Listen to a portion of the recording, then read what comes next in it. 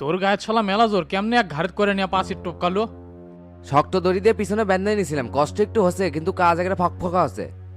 না ঠিক আছে, তুই হলো কিডন্যাপিং বস, তোর কাছে এগুলা ডাল ভাতের মতো, এখন সই সালামতে জায়গা মতো পৌঁছালেই হয়। টেনশন করিস না বে, ঠিকঠাক মতোই পৌঁছে যাবো। বাঘের গুহার থেকে মেজবাগ কিডন্যাপ করলাম তাই কোনো চাপ নিলাম না, এখন রাস্তাতে সে চাপ নেওয়া লাগবে। সেটা কেমনে বে? রাস্তা যদি পুলিশ চেকপোস্ট পরে পিছনের ডিগনি খুললেই তো আমরা কট খেয়ে যাবো, আর কাছে তো অস্ত্র আছে। ইনকে পুঁটি মাছের কলিজা নিয়ে চললে তো ইনকাই হবি, ভুলে গেছিস আমরা কোপা চামচুর লোক। বর্তমান পুলিশের আইজি ওস্তাদের বন্ধু, তাই কোনো চাপ নিচ্ছি না। সারা দেশে র্যাব সেনাবাহিনী আর পুলিশের যৌথ বাহিনী নামছে, তাদের হাতে পড়লে কেরা কার লোক সেটা আর দেখবি না, সোজা লাল ঘরে তুলবি। তুই কোমা খালি নেগেটিভ কথা কষবে, চুপচাপ বসে থাকে, আমরা অন্য রাস্তা দিয়ে যাবো। আজকাল ঢাকা শহরে কোন রাস্তার পুলিশ নাই, তুই কোন পাকে যাবার চাচ্ছু কত? মোহাম্মদপুরের কাঁচা বাজারের ভিতর দিয়ে একটা গলি আছে না এলাকার মধ্যে, ওদিক দিয়ে যাবো। ও আচ্ছা, বুঝবার পারছি। আর যেহেতু আমরা কাম সবল করে ফেলাছি, তো ওস্তাদে ফোন দিয়ে জেনে দে। না এখন কওয়া যাবি না, আগে জায়গা মতো চলে যায় তারপরে কল দেবো। আর শালা তুই ইনকে প্যাসের প্যাসের বাদ দিয়ে চুপচাপ বসে থাকে তো। হ্যাঁ নে নে, আমি চুপ করে আছি।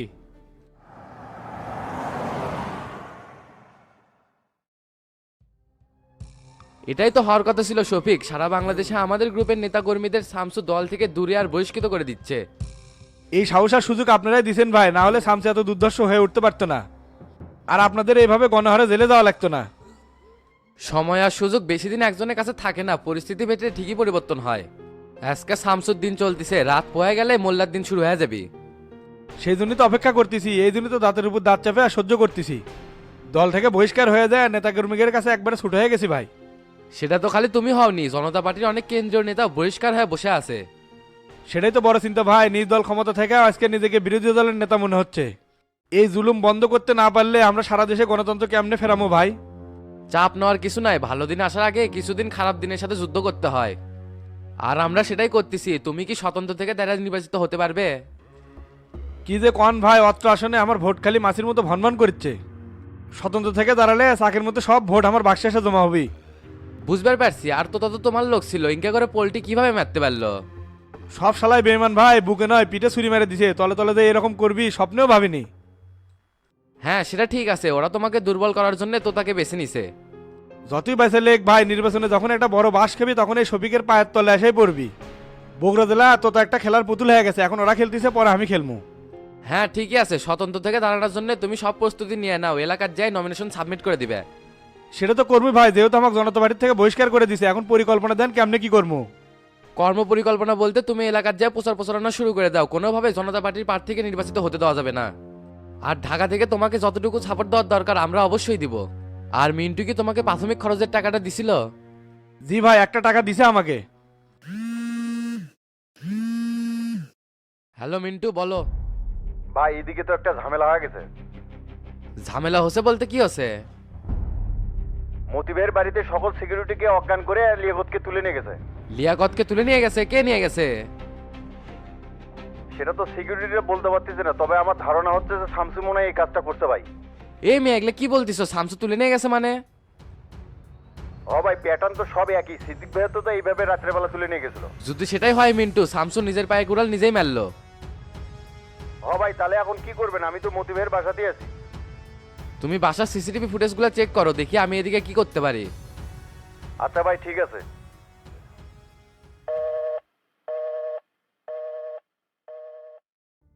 ভাই কি আছে, কাক কেটে তুলে লেগেছে? মতির ছোট ভাইকে তো কিডন্যাপ করছে। তে শামসুর কথা বললেন যে শামসু কি করছে নাকি এটা? সেটাই তো মনে হচ্ছে শফিক, মিন্টু তো সেটাই বললো। তাহলে তো গেম বাজে গেছে ভাই, এটাই সুযোগ শামসুক ফালানো। তে এখন কেমনে কি করবেন? মিন্টুকে সিসিটিভি ফুটেজ চেক করতে বলছি, দেখি কি তথ্য দেয়, আর সেই অনুপাতে ব্যবস্থা নিব। আপাতত তুমি এখন আসো, আর বগুড়ায় পরশুদিন চলে যাও, কালকে সকালে আমাদের সবার মিটিং আছে। আচ্ছা ভাই ঠিক আছে, আমি তাহলে গেলাম। আসসালামু আলাইকুম। ওয়ালাইকুম আসসালাম।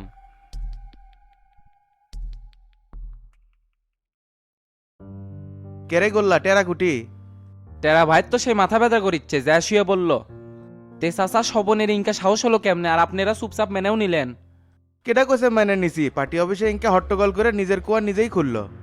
ধুনুটের ওসিকে বলে দেওয়া হয়েছে মাদক আর চাঁদাবাজির সাথে যারই সম্পৃক্ততা পাওয়া যাবে তাকেই গ্রেপ্তার করবে। এতে করে কি স্বপন মোল্লাক ধরে পারবেন? উই তো কর্মীকে দিয়ে এল্লি করে নেয়। জাগ দিয়ে করুক রে আয়নাল, নিয়ন্ত্রণ তো উই করে। সেটা তো বুঝতে পারছি চাচা, এই স্বপন মোল্লাক মনে হয় সবিকে উস্কে দিছে। দিবেরও পারে, যেহেতু জেলা কমিটির থেকে বহিষ্কার হয়েছে, এটা করা তো স্বাভাবিক। আপনারা এত চেষ্টা করে এই লোকের স্বতন্ত্র থেকে হটাবার পারলেন না।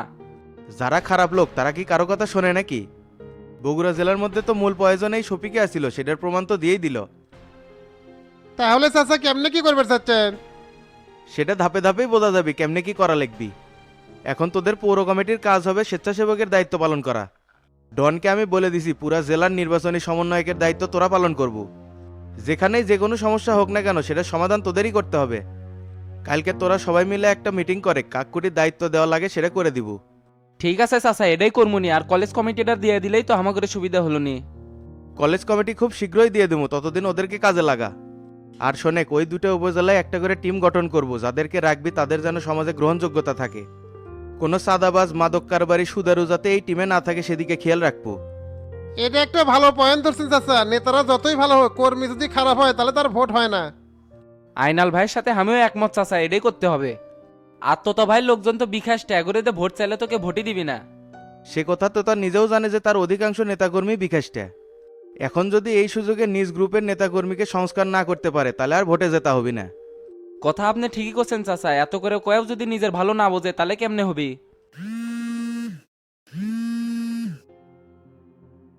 ভাই আসসালামু আলাইকুম। ওয়ালাইকুম আসসালাম। হ্যাঁ তোতা বলেক। ভাই ফোন দিছিলাম এই নতুন ডিসির ব্যাপারে কি করবেন? কে এই ডিসির আবার কি হলো? লোক তো ভালোই আছে।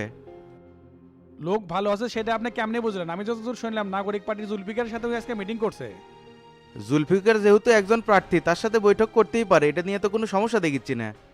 তারপরেও ভাই যদি ইলেকশন ইঞ্জিনিয়ারিং এ ধান্দা থাকে তাহলে তো আমাদের সমস্যা আছে। আচ্ছা, কাল সকালে ডিসির সাথে মিটিংয়ে বসমনি, টেনশনের কিছু নাই। আচ্ছা ঠিক আছে ভাই। আর স্বপন মোল্লার কি করবেন? যদি বাড়াবাড়ি করে তাহলে পুলিশ দিয়ে ধরে দেবো, এর বাইরে তো আর কিছু দেখিচ্ছি না। তাহলে সেটাই করা হোক ভাই। স্বপন মোল্লা বাইরে থাকলে আমার ভোট নষ্ট করবি। এই শালা কিন্তু শফিকের পরামর্শে প্রত্যেকটা পদক্ষেপ নিচ্ছে। অত চাপ নেওয়ার কিছু নাই রে তোতা, সব কিছু ক্লিয়ার করে ফেলামো। একটা কথা মনে রাখিস রে তোতা, ষড়যন্ত্রকারীরা যত শক্তিশালী হোক না কেন সত্যের কাছে কখনো টিকতে পারে না। ঠিক আছে ভাই। আর কাল সকালবেলা কটার সময় ডিসির সাথে মিটিং করবেন? 10টার দিকে ওখানে যাব, তুই তাড়াতাড়ি চলে আসিস। আচ্ছা ভাই রাখলাম তাহলে। আসসালামু আলাইকুম। ওয়ালাইকুম আসসালাম।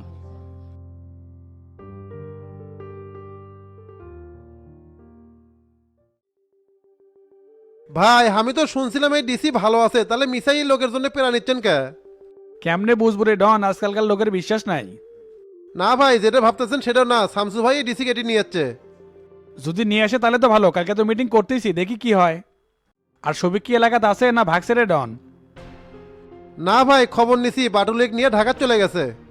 বুঝতে পারছি মোল্লা জামিন না ভাই আছে তো পরিকল্পনা করবে গেছে। নিশ্চয়ই কোনো ষড়যন্ত্র নিয়ে এলাকাত ফিরে আসবে, সেজন্য আমাকে সজাগ থাকা লাগবে। আপনি এই বিষয় নিয়ে চাপ নিয়েন না তো, আমরা সবকে গোনার মধ্যেই ধরেছি না। খালি ভোটে আমাদের বাজে লোককে অ্যাভয়েড করা লাগবে। এগের সাথে নিয়ে ভোট চালে মানুষ জীবনে ভোট দিবি না। না মাস্টারও আমাকে এই কথাই কছে, আমিও সে চিন্তাই করে আছি। তুই গোল লাগ না কালকে একটা মিটিং করার পৌর স্বেচ্ছাসেবকের দায়িত্ব তোরা পালন করবো। সভাপতি আমাদের এই বিষয়ে বলছে ভাই, কালকে আমরা মিটিং করব। তুই এখন রান্না বান্না কিছু করছু? খেতে তো লেগে গেল। ভাই সব রান্না করা আছে, খালি গরম করে দিচ্ছি। আচ্ছা যা টেবিলে খাবার দে, আমি ফ্রেশ হয়ে আসতেছি। ঠিক আছে, যাচ্ছি।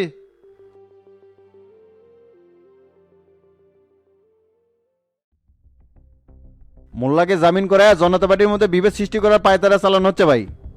এগুলোর পেছনে কেরা কেরা লিড দিচ্ছে বল? লিড দিচ্ছে জনতা পার্টির সাংগঠনিক সম্পাদক মিন্টু, কোষাধ্যক্ষ সালেক, স্থায়ী কমিটির সদস্য নজরুল বাবু মুখ্য ভূমিকা পালন করতেছে।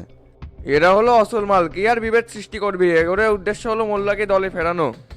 এটাই তো আমাদেরকে থামাতে হবে সেলিম ভাই, নয়তো এই সুযোগে আর অনেক কিছু করে হালাবি। কোনোভাবেই আগের উদ্দেশ্য বাস্তবায়ন করতে দেওয়া যাবে না। আমরাও সেটা দেখতে পারছি এরা কি উদ্দেশ্য বাস্তবায়ন করে। তে প্রতিরক্ষা মন্ত্রণালয়ে যে মিটিং পেন্ডিং এ ছিল, এটা কি সভাপতির সাথে করছো নাকি আগামীকাল করবা? আমার মনে হয় কি ভাই, যেহেতু এই মন্ত্রণালয়ের দায়িত্ব আপনি আছেন, সবকিছু আপনি হ্যান্ডেল করেন। এটা আমার নয় ইকবল, সবকিছু সভাপতি আমাকে দিয়ে নিয়ন্ত্রণ করতো। নির্দেশনা যেহেতু উনি দেয়, এতগুলো অস্ত্র কিনবো, ওনার পরামর্শ দরকার আছে। আমাদের বাজেটে অনেক ঘাটতি আছে শামসু, বৈদেশিক ঋণগুলো এই বছরে পরিশোধ করতে হবে। সেখানে আমরা এত টাকা দিয়ে অস্ত্র কিনতে রসায়ন হলে শিকার হব না। বিদেশি ঋণ তো অবশ্যই পরিশোধ করতে হবে সেলিম ভাই, কিন্তু দেশের সার্বভৌমত্ব রক্ষার ক্ষেত্রে আধুনিক অস্ত্র তো দরকার আছে। সেনা প্রধানের সাথে আমার কথা হচ্ছে, দেশের সামরিক বিভাগে এইসব অস্ত্র যোগ হলে আমরা অনেক শক্তিশালী হব। আমিও সেটাই মনে করি ভাই, ঋণ তো শোধ করাই যাবে, কিন্তু ধাপে ধাপে আমাদের সক্ষমতা আরও বাড়াতে হবে। বিরোধীরা যতই আমাদের পিছনে মিয়ামাও করুক, এক্ষেত্রে আমাদের পিছু পা হলে হবে না। আমেরিকার সাথে যে আমাদের চুক্তিটা করা হলো, এটা কি খারাপ করা হয়েছে? আমরা তাদের তুলা সুতে নিয়ে যে কাপড়গুলো উৎপাদন করবো, এগুলো তো তাদের দেশে আমরা জিরো শুল্কেও রপ্তানি করতে পারবো। এক্ষেত্রে আমেরিকার বাজারে আমরা ইন্ডিয়ার চাইতে অনেক এগিয়ে যাবো, এটা কি বুঝতে পারতেছেন? হ্যাঁ, এটা একটা ভালো সিদ্ধান্ত লওয়া আছে ইকবাল। বৈদেশিক বাণিজ্যের ক্ষেত্রে অন্যান্য দেশের সাথে আমাদের এইভাবে সম্পর্ক বজায় রাখতে হবে। বর্তমান বাণিজ্য মন্ত্রী খুব ভালো আছে শামসু, যে পদক্ষেপগুলো নিচ্ছে খুব ভালো লাগিচ্ছে। এখন যদি চট্টগ্রাম বন্দরের ভেজালটা মেটাতে পারি তাহলে সামনের রমজানে নিত্যপণ্যের দাম বাড়াতে পারবে না। ওখানে আসলে আপনি কি সমস্যা বুঝতেছেন বলেন তো? ওখানে একটা শ্রমিকের অংশ আন্দোলন করে পরিস্থিতি অস্থিতিশীল করে তোলার চেষ্টা করছে, আর এদেরকে উস্কে দিচ্ছে দেশের কিছু ব্যবসায়ী গ্রুপ। এদের প্রধান উদ্দেশ্য হলো বন্দরে পণ্য মজুত করে দেশের বাজারে সেগুলো সংকট তৈরি করা, যাতে করে সামনের রমজান মাসে এগুলোর দাম বাড়ানো যায়। এই শালাকের ধরে যদি পিছন দিয়ে গরম ডিম ঢুকে দিতে পারতাম তাহলে খুব শান্তি পেতাম। এদের কারণে নিত্যপণ্যের বাজার অস্থিতিশীল হয়ে আছে, সাধারণ মানুষজন যাবে কোথায়? এই মজুতদারের সিন্ডিকেট যদি আমরা ভাঙতে না পারি তাহলে দেশের বাজার স্থিতিশীল করতে পারবো না। আর ইকবাল, সভাপতির সাথে মিটিংয়ের কথা তোমাকে কখন বলছে? ওনার পিএ আমাকে আগামীকাল সকাল 11টার কথা বলছে ভাই। ঠিক আছে, তুমি মিটিংটা করো, আর কি হয় না হয় আমাকে জানাবা। আচ্ছা ভাই, তাহলে আমি উঠলাম, কালকে ইনশাল্লাহ কথা হবে। ঠিক আছে। এই সভাপতি দেখেছি সব ভেজালের মূল শামসু। আমার মনে হয় না জনতা পার্টিতে আর বেশি দিন থাকা হবে, আমাদের নিজেদেরকেই একটা দল গঠন করতে হবে। পরিস্থিতি কোন দিক যায় একটু দেখি না সেলিম ভাই, যদি সেটাই করা লাগে অবশ্যই তা আমরা কর্ম।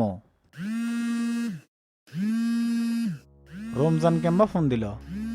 ধরো দেখো কি কয়, মনে হয় যে মিশনে পাঠাচ্ছ সেটা সবল করে ফেলাছে। হ্যাঁ, রমজান বলেক। ওস্তাদ লিয়াকতেক তো বাসা থেকে তুলে গোডাউনে লিয়াচ্ছি। সাবাস, তে কাকু আবার মারিসনি তো? না ওস্তাদ, বিনা রক্তপাতে যুদ্ধ জয় করে ফেলাছি। আচ্ছা ঠিক আছে, একটু পর আমি আসতেছি।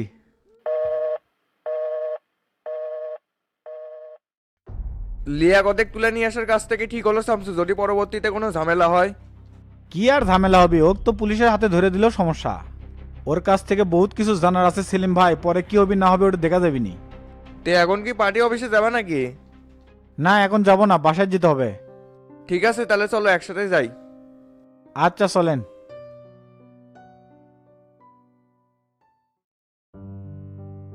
ভাই, আপনাকে যে সাধারণ সম্পাদক বানাবি এটা তো আমি কল্পনাও করিনি।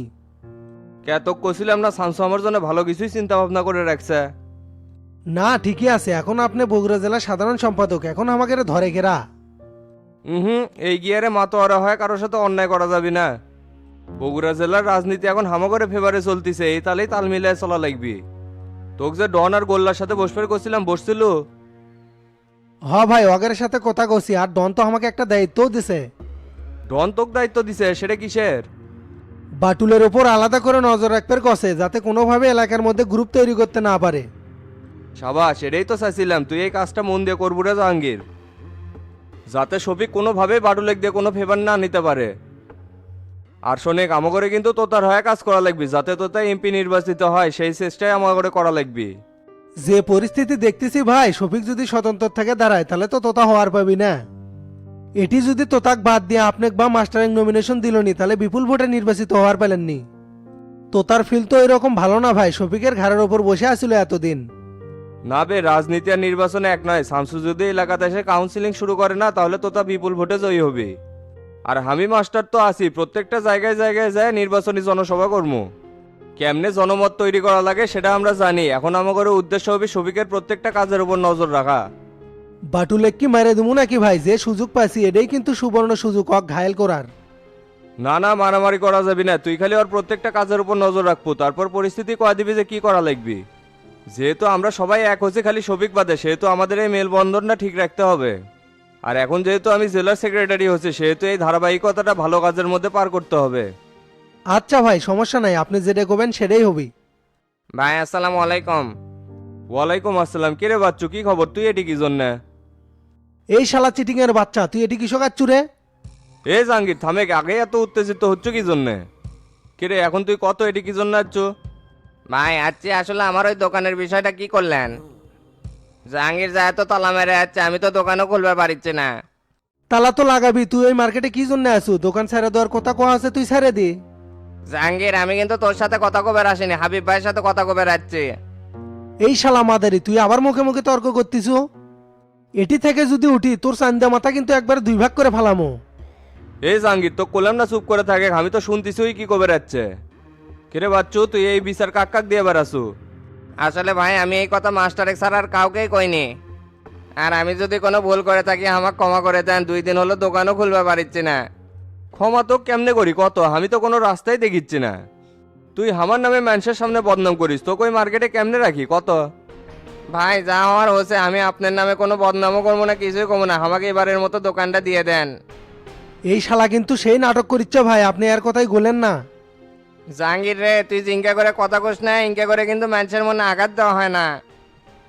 মনে রাখিস, মানুষের মন ভাঙ্গার মসজিদ ভাঙ্গা কিন্তু সমান। হাই রে, পীর মুফতি আছে রে, এখন আমি কোনটি যাই? শালা সারা জীবন খাই যাচ্ছ সুদ, এখন এসে আবার ধর্মের কথা করছো। সুদ খেলেও সেটা ছেড়ে দিয়ে তো এখন আমি ভালো হয়ে গেছি। এ বাচ্চু এত কথা কর তো দরকার নাই, তুই চলে যা, তোর বিষয়টা আমি পরে দেখতেছি। ভাই ছোট ভাই মনে করে আমার এই বিষয়টা একটু দেখেন ভাই, নাহলে কিন্তু আমার সংসার চলবি না। বললাম না তুই চলে যা, পরে দেখতেছি, এত কথা কস কি জন্যে? ঠিক আছে ভাই, গেলাম। আসসালামু আলাইকুম। ওয়ালাইকুম আসসালাম। ভাই আপনি কমা ইনকে ঢিল মারলেন, ওকে কি দোকান ছেড়ে দিবেন নাকি? না বে, এত কঠিন হওয়ার তো কিছু নাই, 3 দিন হলো ওর দোকানে তালা মেরে যাচ্ছে, ওই তো শাস্তি ঠিকই পাচ্ছে। আর যেহেতু ওই ওর ভুল বুঝতে পারছে, তোতা মাস্টারও এই কথা করছে, তাহলে ওর দোকানটা দিয়ে দিই। কি কোন ভাই, বাচ্চুর ব্যাপারে তো তার মাস্টারও আপনার কাছে সুপারিশ করছে। না, মাস্টারের কাছে গেছিল এই কথা উঠতে, তোতা শুনছে। আর মার্কেট সভাপতির মধ্যেও ঝামেলা আছে, আমাকে অনেক বিষয় বেনে বেনে করছে। কাল তুই সকালবেলা যায় বাচ্চুর দোকানটা খুলে দিস। আচ্ছা ঠিক আছে ভাই, তাহলে আমি এখন ঘুমাতে গেলাম। ঠিক আছে যা।